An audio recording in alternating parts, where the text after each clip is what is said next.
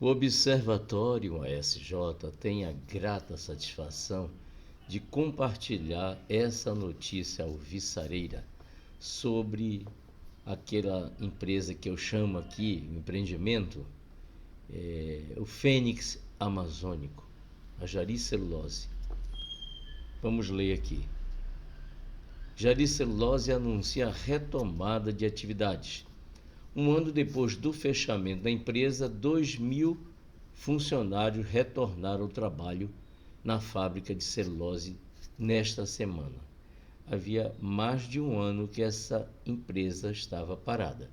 Vamos ler o resto da notícia aqui. Vamos lá.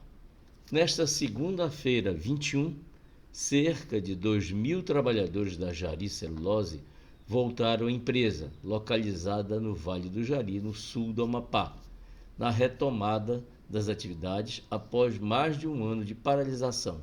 A companhia estava mantendo o vínculo empregatício de seus funcionários, mas realizou o pagamento de apenas um mês de salário, segundo o sindicato da categoria. Com dívidas acumuladas de quase 1 bilhão e com dificuldades para manter a produção, a fábrica de celulose paralisou suas atividades em agosto de 2022.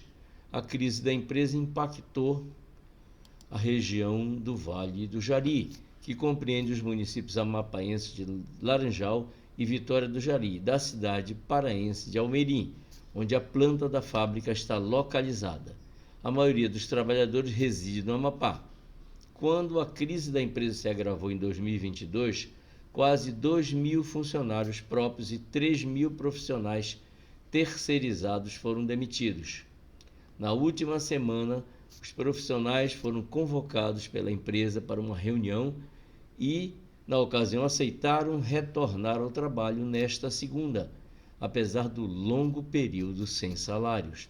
Até o momento, a Jari Celulose quitou apenas o salário referente a julho, além de benefícios e férias. Estamos com esperança, apesar de que a Jari não é uma empresa muito transparente, disse Odeilson Cardoso, presidente do Sindicato dos Trabalhadores da Jari, em entrevista ao portal SN. Todos demonstrando engajamento e força para voltar, sentindo-se comprometidos com esse momento importante. Os funcionários estavam ativos nos nossos quadros, explicou Robson Souza, gerente administrativo da Jari Celulose. Apesar do retorno à fábrica, a produção de celulose para exportação ainda não tem uma data prevista de retomada. Fizemos um planejamento estratégico para a retomada e iniciamos em dezembro até janeiro, onde a concluímos grande parte das manutenções. Nessa segunda etapa, vamos consolidar essas melhorias com expectativa de voltar à produção rapidamente, afirmou Davidson Nascimento, gerente de manutenção da companhia.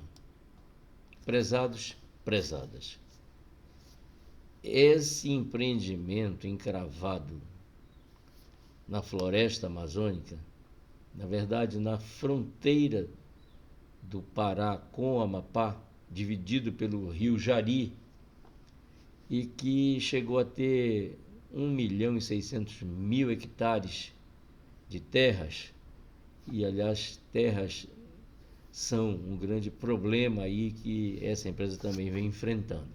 Mas ela tem cerca de 100.000 hectares de plantação de eucalipto para a fabricação de celulose. Essa empresa já passou, o histórico desse empreendimento, que é famoso no mundo inteiro, mas muito pouco conhecido em sua dinâmica, em sua importância, em seus detalhes. Ele era um empreendimento do multibilionário americano Daniel Ludwig até 1982, quando foi assumido por empresários brasileiros capitaneados pelo Dr. Augusto Trajano de Azevedo Antunes, da KM, Companhia Auxiliar de Mineração, e da ICOME, da famosa ICOME do Amapá.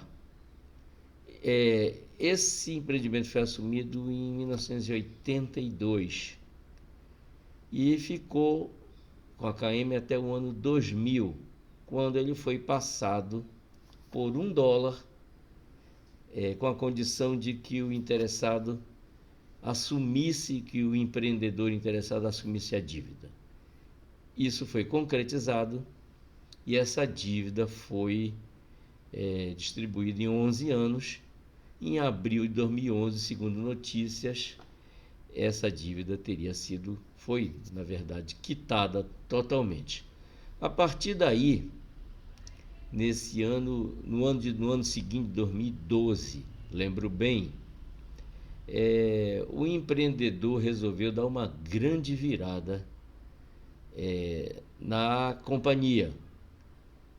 Fez uma paralisação em dezembro de 2012, que só retomou em janeiro de 2015. Durante esse tempo, essa fábrica de celulose, que veio navegando junto com a unidade de força por 3 oceanos, desde o Japão, ela foi completamente reformatada para, desta feita, ter capacidade de produzir um outro tipo de celulose, porque até então a celulose produzida era a chamada kraft branqueada para a produção de papel. Desta feita, com essa retomada, que, segundo as notícias, foram mais de 500 milhões de investimento na conversão dessa fábrica para produzir a celulose solúvel.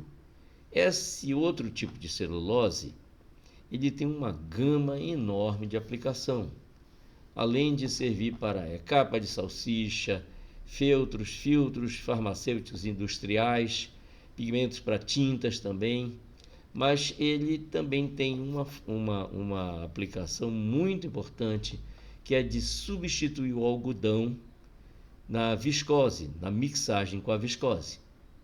E isso essa é hoje a principal fabricação, a principal produção dessa unidade fabril. Mas, pelo que sei, essa fábrica ela é flex. Ela continua com capacidade de produzir a celulose convencional, ambas as celulose. Com o passar dos tempos, houve naturalmente um endividamento muito grande, porque essa reforma não foi pacífica. Os gastos foram muito além do que se esperava.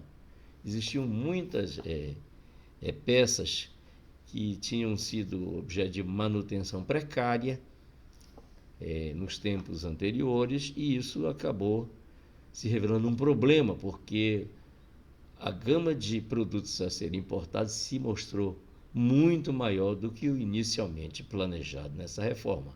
Bem, de qualquer maneira, o empreendimento retomou em janeiro de 2015, mas a partir daí enfrentou muitos outros problemas, porque ele depende basicamente da manutenção da floresta e da manutenção da fábrica.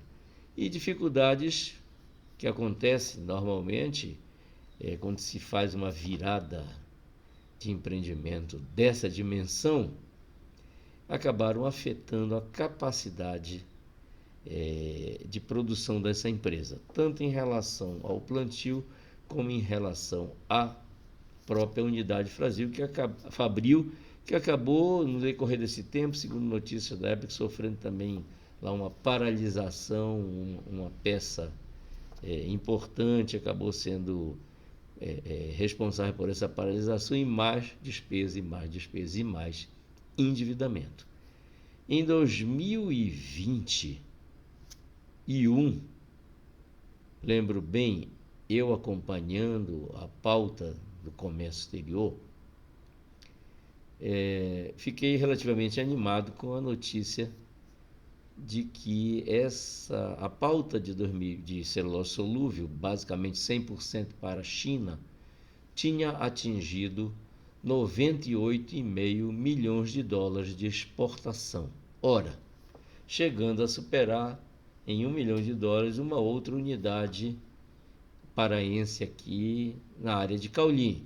animador, porque realmente, apesar de todas as dificuldades, o empreendimento parecia estar tentando decolar.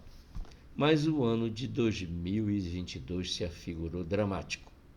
Aí, em junho, a notícia fala agosto, mas eu lembro que por volta de junho, de janeiro a junho, a exportação da celulose solúvel dessa empresa foi de 45 milhões de dólares. Então, se não tivesse paralisado totalmente, teria alcançado a meta, a marca do ano anterior, em torno de 90 milhões de dólares. Era animador. Mas a partir daí, a paralisação, que fez um ano agora, em junho de 2023, e agora estamos em agosto, essa notícia alvissareira que essa produção vai retomar. Não será uma retomada fácil. O próprio plantio necessita de investimentos pesados e a própria manutenção, a retomada desse também. Mas, pelas notícias públicas que tem vinculado, o nosso Exim Bank, o nosso banco de fomento, que também tem na sua carteira, é credora de grande parte dessa dívida, desse empreendimento, tomou a decisão, uma decisão governamental, de retomar esse fênix amazônico, que praticamente, quase como o velho pássaro mitológico, quase sai das cinzas e retoma. Eu vou fazer um histórico em relação a esse empreendimento, que ele é um empreendimento que atrai muita atenção do mundo inteiro. Ele já foi muito famoso, mas precisa ser melhor conhecido. Vamos lá. Em 2015, em janeiro, o Observatório SJ fez essa postagem. Jari, Fênix Amazônico, de janeiro de 2015. Essa postagem, os links vão ficar disponíveis. Aqui você vê, nesse 20 de janeiro de 2015, a fábrica de celulose da Jari, após 2 anos e 20 dias em reforma, no investimento que ficou próximo de 1 bilhão, finalmente retomou a produção regular, sendo que agora é flex, com capacidade para produzir 2 tipos de celulose, a anterior Kraft branqueada e a solúvel, esta sobre a marca Jarisolve, com capacidade nominal de 246 mil toneladas ano, entrando no mercado com uma participação de cerca de 5,5% da produção mundial. Vamos ver outras imagens aqui. Essa é a fábrica antes da reforma, a fábrica de celulose, que chegou a ter uma capacidade de 420 mil toneladas ano da celulose Kraft branqueada. Mas vamos deixar uma imagem bem significativa aqui, vamos procurar essa imagem, para que continuemos a abordagem. Aqui, bem, tá fazendo aquela voltinha interessante que quando o computador fica...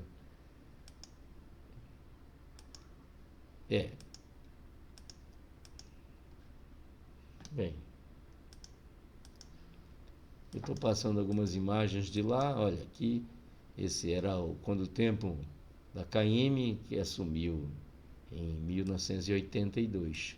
Clube lá, Jari vai investir 100 milhões. Essa notícia é de 2013, quando foi decidida a conversão da fábrica da celulose. E aqui é interessante, porque aqui é a notícia lá de 1982, que diz: o país afinal comprou o sonho da Jari. Ludwig vira as costas para um pedaço da selva brasileira, onde enterrou milhões de dólares. Também vou deixar alguns links. Existe muito na internet, muitos links interessantíssimos sobre esse empreendimento. Olha, o trem são 60 quilômetros bifurcado de ferrovia que trazem para o pátio a celulose, celulose não, desculpa, a madeira, o eucalipto, para que ele vire cavaco e seja utilizado como matéria-prima da celulose. Aqui uma visão aqui de um pedaço de Monte Dourado com o outro lado do Jari, o antigo beiradão, hoje Laranjal do Jari, que cresceu bastante. Aqui um livro sobre o famoso Projeto Jari, Projeto Jari, a invasão americana. Acho que, eu não sei se dá para ver o autor, mas eu acho que está aqui. Jaime Soundchuk. Vamos lá. Aqui eu tenho do Glauco Carneiro, Jari, uma responsabilidade brasileira, onde ele também faz vamos dizer, uma avaliação da importância e da necessidade de não se deixar perder esse empreendimento que, como vocês viram, mesmo combalido, ainda tem 2.000 empregados. 2.000 empregados. Mas até um tempo atrás, 4.000 empregados. E mais um tempo atrás chegou a ter 7.000 empregados diretos. Ali, 70 anos de história do Jari, do Cristóvão Lisa, uma imagem da Cachoeira de Santo Antônio do Jari, na divisa com Pará-Amapá, onde tem a hidrelétrica de Santo Antônio do Jari. Uma outra história, a história da hidrelétrica, que merece ser contada também. Aqui, a fábrica flutuante sendo trazida do Japão. Vamos ver se eu acho aqui também algumas outras fotos interessantes aqui.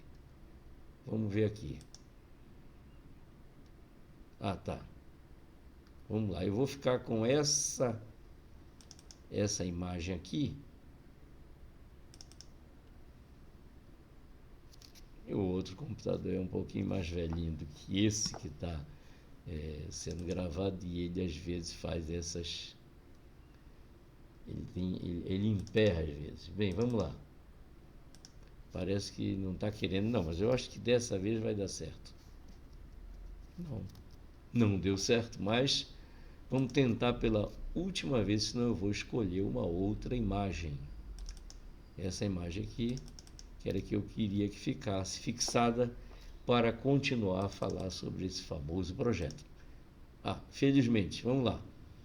Essa é a Pulp Plant, salvo engano, porque foram duas unidades, a Pulp Plant, que é a fábrica de celulose propriamente dita, e a Power Plant, que é a unidade de biomassa que queima todos os resíduos da floresta cultivada para a produção de energia, e que tinha e tem capacidade de 55 megawatts durante muitos e muitos anos, até entrar em funcionamento a hidrelétrica do Jari. E o Linhão de Tucuruí, que hoje atende a região, produzia para atender toda a região 50 megawatts somente para a fábrica de celulose e 5 para a comunidade. Vamos lá, fixando essa imagem, eu quero reportar uma história que eu tive oportunidade de acompanhar, porque durante 21 anos, como consultor jurídico tributário, eu fiquei profissionalmente ligado a esse empreendimento, que não era somente celulose, também tinha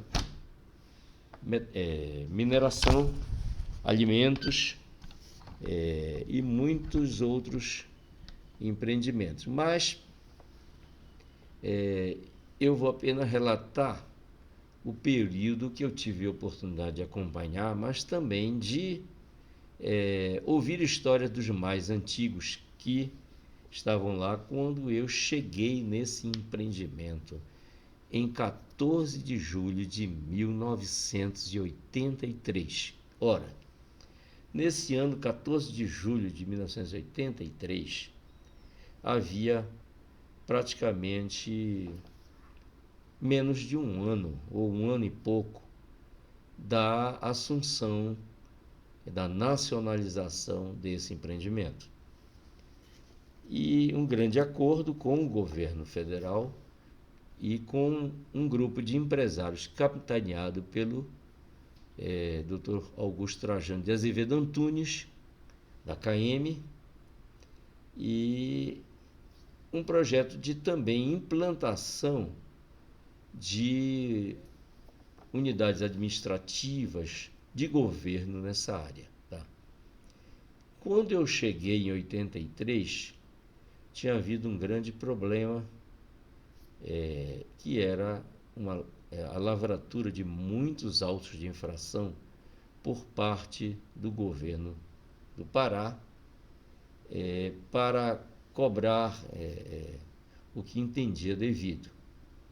Dentre esses autos de infração, tinha um que tentava cobrar o ICM, o Imposto Estadual, antes da produção da exportação, na fase anterior à exportação. Ora, a produção era realmente expressiva de celulose e na fase anterior era a madeira na área de plantio que seria transportada para a fábrica. Essa tentativa não deu certo porque a empresa sozinha foi ao Supremo, à Procuradoria-Geral da República, que arguiu a inconstitucionalidade e acabou, inclusive, dando carona, porque a lei que tinha passado visava todas as agroindústrias. Pois é, não se imagine que, apesar do grande acordo que foi feito de governo com a nacionalização do projeto Jari, que tenha havido qualquer benefício na área tributária. Não houve nenhum benefício nessa área tributária. Muito pelo contrário. Tanto a área federal quanto a área estadual e também a municipal, na verdade, fizeram varreduras fiscais. O primeiro trabalho que eu tive como responsável pela área tributária foi da taxa de melhoramento dos portos. Sim, porque porto privativo lá se cobrava taxa. E essa taxa de melhoramento dos portos estava prevista na legislação federal. Ora, eu, recém-saído da Getúlio Vargas, onde tinha feito o curso de Direito Tributário e tinha conseguido até no trabalho de conclusão a publicação na revista de Ciência Política da FGV, empolgado com a matéria tributária, bastante empolgado, com 20 e poucos anos, eu estudei essa questão da taxa de melhoramento dos portos e fiz uma impugnação. Estudei bastante, não era um tributo que me era familiar, mas a curiosidade, às vezes, ela é de aprender, ela é um motor e tanto. E tive a feliz, vamos dizer, notícia que, em primeira instância, essa taxa foi considerada indevida e depois foi confirmada no Conselho de Contribuintes do Ministério da Fazenda. Bem, pouco tempo depois, a própria legislação dessa taxa foi alterada e incluiu a condição dela incidir, quer dizer, retirou a cobrança dos terminais portuários privativos, todos, ao colocar como isenção da taxa. Não sei se para não discutir o mérito. Isentar não é não incidência, isentar é dispensa do pagamento e pode até vir a ser revertido, vamos dizer, ao longo do tempo. Mas a isenção acabou sendo uma espécie de água fria na demonstração que fora feita naquele processo de que, na verdade, não havia fato gerador incidindo sobre a atividade portuária privativa. Muito interessante, né? Bem, também tínhamos problemas em relação ao município, mas esses problemas em relação ao município foram equacionados, porque num acordo formal com o município de Almerim, logrou-se obter, mediante uma lei, duas leis, na verdade, a remissão dos débitos havidos de ISS na fase do americano e a dispensa das multas na fase do empreendimento brasileiro, né, da fase brasileira. Ora, em contrapartida, a companhia que tomava muito serviço de fornecedores, como no Rio, empreiteiros e outros, se prontificou e com sucesso a exigir no contrato, e foi feito, que o ISS fosse pago. E quando ele não estava pago, se fazia o desconto e se providenciava o recolhimento, se antecipando em muitos e muitos anos uma prática que veio a ser objeto da Lei Complementar 116 em 2003, criando a figura da responsabilidade da fonte pagadora, ou chamado ISS retido na fonte. Mas os anos passaram. Em 1988 houve uma grande explosão da fábrica e que ela ficou 7 meses fora do ar. Já no novo grupo, a partir de 2000, tive a oportunidade de acompanhar muitas tratativas, como, por exemplo, obter, mediante pleito ao governo do Amapá, que sempre foi um governo que olhou muito para a importância e para a geração de empregos, e essa notícia até fala isso, a maior parte dos empregados da companhia e também dos terceirizados está no antigo território do Amapá, e nessa época era território do Amapá. Que foi lograr obter um convênio com o FAS para que toda a aquisição para a hidrelétrica do Jari tivesse benefícios fiscais. Bem, lá a companhia tinha a empresa Jari Energética, mas que acabou depois, eles passaram os direitos sobre a construção da hidrelétrica para um consórcio, e eu nem tenho notícia se esse convênio chegou a ser aproveitado na construção. Bem, por certo sim, né, porque não era de se jogar fora um benefício que viabilizaria a construção dessa hidrelétrica. Bem, voltando ao tempo recente, o Observatório ASJ está acompanhando realmente essa retomada, que não será fácil. Mas é importante se ter em mente que essa empresa de celulose, primeiro, é a única de toda a Amazônia geográfica. Não vamos colocar a Amazônia Legal, porque aí entraria parte do Maranhão e até Tocantins. Quando ela começou a operar, em 1979, ela trouxe uma inovação que foi a caldeira de recuperação de químicos. Até então, formava-se aquela lagoa de dejetos químicos. Com a recuperação de quase 99% dos químicos, o IBDF, que é o IBAMA de hoje, né, acabou exigindo o mesmo tipo de equipamento para todas as demais fábricas que se instalassem no país. Foi uma inovação. Começamos a operar, a empresa, a mania de dizer começamos como se eu ainda fosse do empreendimento. Desde 2005 não sou mais, né? Mas fiquei 21 anos ligado. E penso também que um empreendimento que gera, na baixa, no mínimo, 2.000 empregos diretos, não dá para você voltar as costas para a importância que tem esse empreendimento. Se você olhar comparativamente a outros empreendimentos, não chegam nem perto da geração. Mas a celulose tem essa capacidade de gerar muito emprego porque ela funciona de forma integrada, da plantação à fabricação.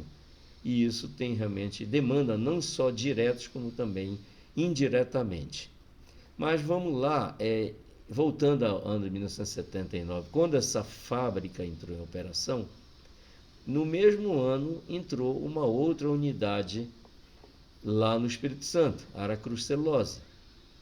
Essa fábrica, ambas, as duas, né? E está certo, segundo o professor Pasquale, ambas as duas começaram com 220 mil toneladas de capacidade de produção de celulose. Bem, em 2001, eu tive a oportunidade de conhecer a estrutura da Aracruz Celulose lá no Espírito Santo, porque, como consultor tributário jurídico do grupo de celulose, eu participava das reuniões da antiga Bracelpa, a Associação Brasileira de Fabricantes e Exportadores de Papel e Celulose, que hoje tem o nome de IBA, que é Indústria Brasileira de Árvores. E reuníamos técnicos, advogados e contadores de todas as empresas de celulose do país para discutirmos uma pauta de interesse conjunto nas áreas jurídicas, mas principalmente na área tributária. Lembro bem que essa reunião foi em novembro de 2001, e nós estávamos discutindo uma desoneração da folha que trocaria por uma incidência de 2,5% sobre o faturamento, mas que não era negócio, porque a carga tributária ia ficar muito mais alta, em alguns casos chegando até 5 vezes mais alta do que era sobre a folha de pagamento. Mas essa é uma história que merece ser contada de forma detalhada. Então, essa empresa onde nós estávamos reunidos, lá em Aracruz, no município de Aracruz, naquele momento, em novembro de 2001, ela tinha a capacidade de produzir 1.400.000 toneladas de celulose. Vê bem, aquela mesma empresa que tinha começado em 1979, também junto com a empresa aqui, a Fênix Amazônica, a Jari. E a Jari, naquele momento, estava alcançando 420.000 toneladas e não tinha energia. Apenas a termoelétrica, se acontecesse qualquer problema, como chegou a acontecer, parava tudo. Não tinha alternativa de ligar na tomada no sistema que depois foi implantado lá, o sistema elétrico nacional, né? Ora, mas estava aquela empresa de celulose lá do Espírito Santo, naquele 2001, ultimando a sua ampliação para 2 milhões de toneladas de celulose ano. Então, se transformando numa gigante. A pergunta é, por que se nós começamos aqui juntos, com a mesma capacidade de 220 mil toneladas, por que não ampliamos essa capacidade? O que aconteceu? Tanto por parte dos empreendedores, como por parte também, e diria com a responsabilidade dos governos, em fomentar o desenvolvimento socioeconômico dos seus territórios. Mas essa é uma questão que merece realmente ser discutida. Enquanto isso, vamos torcer para que essa retomada realmente seja definitiva e esse fênix amazônico volte a voar como o pássaro, o belo pássaro da mitologia. Grato Observatório ASJ.